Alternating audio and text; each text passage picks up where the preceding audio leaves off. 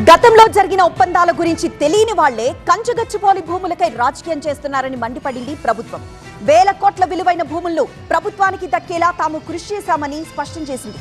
ఈ అంశంలో తమను అభినందించాల్సింది పోయి బద్నాం చేస్తున్నారని ఆరోపించింది. కంచగచ్చిబౌలి భూముల విషయంలో ప్రజలకు వాస్తవాలు తెలియాల్సిన అవసరం ఉందన్నారు డిప్యూటీ సీఎం భట్టి విక్రమార్క.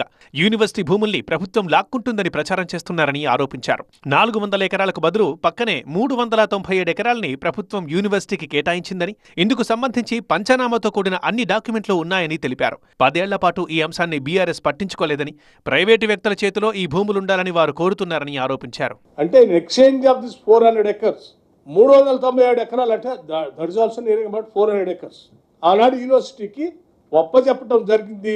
దానికి సంబంధించిన ఆనాటి పంచనామా పేపర్లు కూడా అంటే రాష్ట్ర ప్రభుత్వానికి సంబంధించిన అధికారులు, రెవెన్యూ అధికారులు, యూనివర్సిటీ అధికారులు. ఏమండి, ఇప్పటి నుంచి నాకు ఇంటి పనిలో కొంచెం ఎక్కువ హెల్ప్ చేయండి. ఎందుకు? నీకు జాబ్ దొరికిందా? నాకు నేనే బాస్ అవ్వాలనుకుంటున్నా. ఎలా? బాస్ వాలా బీ ద బాస్. కలిసి సంతకం పెట్టినటువంటి కాపీలకు సంబంధించిన సమాచారాన్ని అంటే రాష్ట్ర ప్రభుత్వ రికార్డ్స్లో ఉంది. ఈ సమాచారాన్ని మీకు పూర్తిగా అందించాలనే నేను ఈరోజు ఈ సమావేశం మీకు పెట్టి వాస్తవ పరిస్థితులు చెప్పాలని. హెచ్సియు భూముల్ని ప్రభుత్వం తీసుకోవడం లేదన్నారు మంత్రి శ్రీధర్ బాబు. ఈ ప్రాంతంలోని పీకాక్ లేక్, చెరువు, రాక్ ఫామ్ ని కాపాడతామని తెలిపారు. జీవ వైవిధ్యానికి నష్టం కలగకుండా అన్ని రకాల చర్యలు తీసుకుంటామన్నారు.